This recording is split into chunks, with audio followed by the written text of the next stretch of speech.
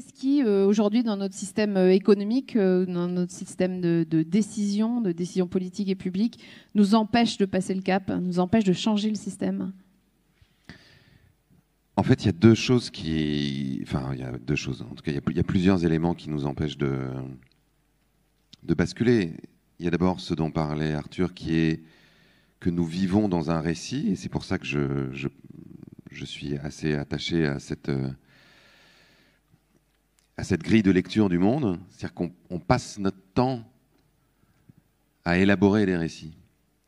C'est l'écrivain, la romancière Nancy Houston qui dit « Raconter des histoires, pour les êtres humains, c'est notre façon d'être au monde. » On passe notre temps à raconter des histoires. Qu'est-ce que c'est qu'une histoire? C'est un certain nombre d'éléments, un certain nombre d'observations, qui peuvent même être des faits, que vous allez organiser d'une certaine façon, avec un début, un milieu, une fin, une sorte d'arc narratif et un point de vue.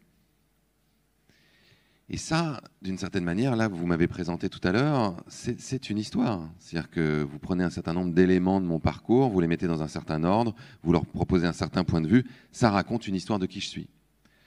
Si vous posez la question à mes enfants, ils vont peut-être vous raconter d'autres choses sur moi, vont peut-être apporter un autre point de vue, peut-être un peu moins élogieux, et ça racontera une autre personne.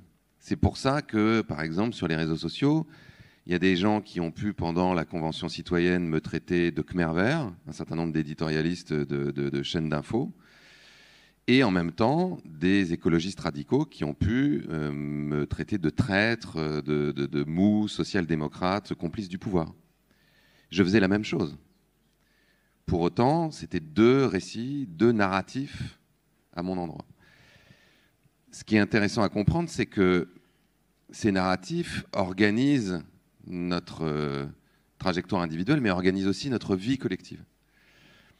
Ça, c'est Harari, l'auteur de Sapiens, qui dit beaucoup ça, qui dit « Plus on est nombreux à adhérer au même récit, plus on est nombreux à obéir aux mêmes règles, aux mêmes lois, aux mêmes normes. » Vous vous rendez bien compte que ça soit pour jouer à un jeu de société ou faire un sport, admettons jouer au foot, vous avez besoin d'une convention.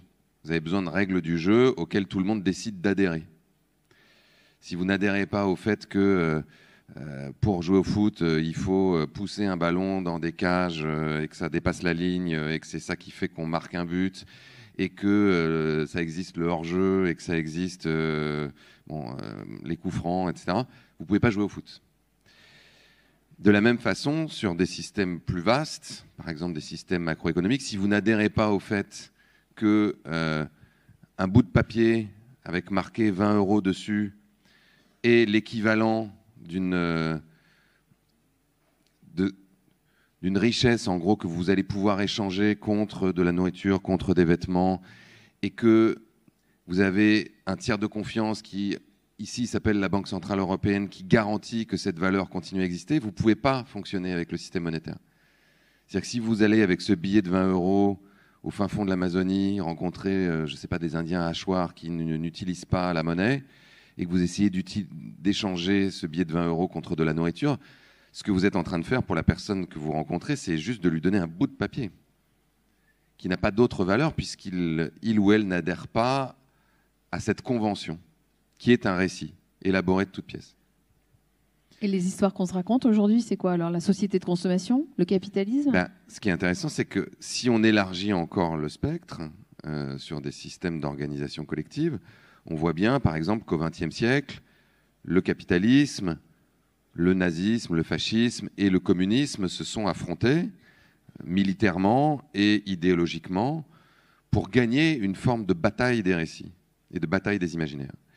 Et c'est clairement le capitalisme qui a gagné la bataille et qui, après l'avoir remporté militairement au moment de la Seconde Guerre mondiale, l'a remporté vraiment idéologiquement. Je ne sais pas si vous connaissez cette anecdote que je raconte souvent, mais quand les Américains ont négocié les éléments du plan Marshall avec les Européens à la fin, donc aux alentours de 45, entre 45 et 47, en échange des milliards qu'ils ont investis pour reconstruire l'Europe, ils ont exigé d'avoir 60% des droits de diffusion sur les écrans de cinéma européens. Et ils justifiaient cette négociation c'est un garçon qui s'appelle Eric Johnson qui l'a justifié devant le Congrès américain en disant le cinéma est et doit être une arme contre le communisme. Et effectivement, énormément de films ont mis en scène la lutte contre les méchants communistes, tout comme pendant la Deuxième Guerre mondiale, même si je ne mets pas tout le monde au même niveau, hein, mais en tout cas, l'utilisation du cinéma a été relativement équivalente. Les nazis, et sous l'impulsion de Goebbels, ont produit énormément de films pour justifier un certain nombre de leurs agissements. Par exemple, des films qui mettaient en scène des Allemands qui étaient maltraités par des Polonais, qui étaient emprisonnés dans ce qui ressemblait à des camps de concentration, pour pouvoir faire une sorte d'inversion qui permettait de justifier auprès de la population allemande ce qu'on faisait subir aux Polonais. Bon. Ces récits sont tellement présents dans nos vies qu'on finit par ne plus les discerner. C'est un peu comme si on était des poissons dans l'eau et qu'on ne voyait plus l'eau dans laquelle on nageait. Et on finit par confondre ce qui est une convention élaborée par des êtres humains qui régit l'organisation collective avec la réalité. Il y a un certain nombre de gens qui appuient sur le système pour le renforcer. Hein. Je pense à Margaret Thatcher, par exemple, quand elle disait « There is no alternative » dans les années 80. C'était vraiment une façon de dire ce récit est le seul récit possible. C'est une sorte d'horizon indépassable. Et ce qui est passionnant dans l'époque que nous vivons, c'est de percevoir que nous vivons dans ce récit matérialiste, consumériste, croissanciste, extractiviste, comme tu l'as très bien décrit, et que ce n'est pas une fatalité. Et c'est tout l'intérêt, justement, de prendre conscience que nous vivons dans un récit, c'est de pouvoir s'en extraire, de pouvoir prendre conscience que c'est une convention et de pouvoir délibérément élaborer des récits nouveaux. C'est ce dont tu parlais à la fin de ton intervention, en inventant d'autres façons de faire de l'agriculture, en inventant d'autres façons de produire de l'énergie, en inventant d'autres façons de créer de la monnaie, en inventant d'autres façons d'interagir les uns avec les autres sur des territoires, et en inventant d'autres finalités à nos sociétés. C'est ce que disait, par exemple, un économiste qui s'appelle Éloi Laurent dans Animal, le dernier film que j'ai fait avant ces trois-là avec Thierry Robert. Ce sont d'une certaine manière, la traduction d'un récit dans un système économique, c'est aussi une des traductions, ce sont les indicateurs. Qu'est-ce qui nous dit, en fait, que nous sommes en train d'aller dans la bonne direction, notre tableau de bord. Et donc aujourd'hui, effectivement, nos indicateurs, c'est majoritairement la croissance du PIB. Éloi Laurent disait, peut-être que le bon indicateur pour le 21e siècle, c'est la santé. C'est-à-dire nous demander pas, en disant quelque chose qui est passionnant, qui est la croissance, d'une certaine manière, c'est pas une finalité en soi, c'est un objectif intermédiaire. C'est-à-dire qu'aujourd'hui, on nous dit qu'on a besoin d'avoir de la croissance pour avoir autre chose. On a vu à l'instant que cette corrélation n'est pas évidente. Ce n'est pas parce qu'on a de la croissance qu'on a forcément de la richesse, de l'emploi, qu'on a des écosystèmes en bonne santé, qu'on a des systèmes de santé qui fonctionnent bien, qu'on a des systèmes éducatifs performants. Mais en tout cas, c'est ce qu'on nous a raconté. C'est ce que le récit dominant continue à promouvoir en permanence, à la radio, à la télévision, dans les journaux. Éloi Laurent disait... Si cette corrélation n'est plus si évidente, et il semble qu'elle ne soit plus si évidente, peut-être qu'on a besoin de se demander à quoi on veut parvenir vraiment, pas d'avoir un objectif intermédiaire. Et quand on pose la question dans les études sociologiques à des gens dans le monde entier, quand on leur dit qu'est-ce qui est le plus important pour vous, la plupart du temps, ils disent la santé. Ce qu'on dit déjà dans la culture populaire, tant qu'on a la santé, le reste peut bien aller. Et quand on demande aux gens ce qui les rend heureux, et ce qui rejoint un certain nombre d'études sociologiques qui ont été faites sur le bonheur, ils disent les autres humains, le lien social. Et c'est deux choses qu'on a vécues de plein fouet pendant qu'on était en plein cœur de la pandémie. Ce qui nous manquait le plus, c'était les autres. Enfin, je ne sais pas vous, mais moi, ce qui me manquait le plus, c'était les autres. D'aller sur les terrasses des cafés, d'aller chez nos amis, de pouvoir interagir, se regarder, se toucher, marcher les uns à côté des autres.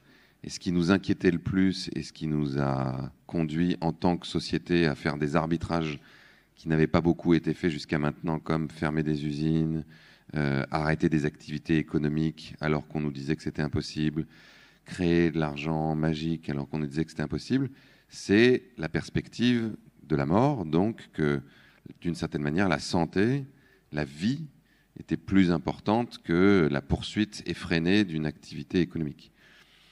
Ça, c'est, d'une certaine manière, l'amorce, pour moi, d'un autre récit que nos civilisations humaines pourraient se donner.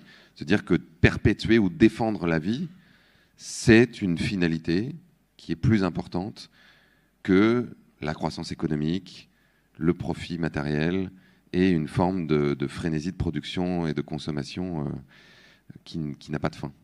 On ne trouvera sans doute pas grand monde pour publiquement dire que la santé n'est pas une priorité. Vous avez publié un recueil de poèmes qui s'appelle « À l'orée du danger », Actes Sud. Est-ce que pour finir cette interview, vous êtes OK pour en lire un? Oui, bien sûr. J'ai gardé une page. Je ne sais pas si le choix va vous convenir. D'accord. Ça vous changera un peu.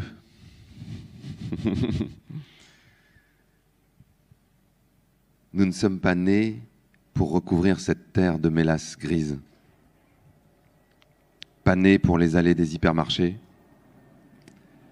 Pas nés pour cracher le gaz gras, l'échappement puant, la brume noire des hauts fourneaux.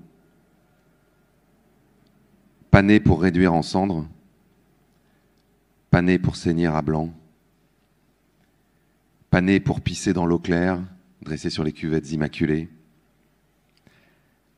Pas nés pour nous entasser dans les couloirs, les fumoirs, les tunnels. Pas nés pour les photocopies et la machine à café. Pas nés pour les chips barbecue et les sandwichs triangulés. Pas nés pour le carnage, le ménage, la télé. Pas nés pour engraisser 10 types à bretelles, à lunettes. Pas nés pour Wall Street. Pas nés pour l'argent. Pas nés pour Kim Kardashian. Nous sommes nés pour la pluie et le vent, pour les yeux énamourés, pour le culot sauvage et les outres de vin, pour les tombereaux de lumière, pour l'élan droit et clair, pour ma peau sur ta peau, pour ma main dans ta main, pour hurler aux cieux, rampants et rompus, pour abîmer nos semelles. Nous sommes nés pour l'horizon et les couchers argentés, pour les draps frais et le bois lisse, pour les mots qu'on murmure et les cascades de notes, pour l'ardeur et la fébrilité. Nous sommes nés pour être enfin ici, les yeux grands ouverts et le monde sous nos pieds, debout.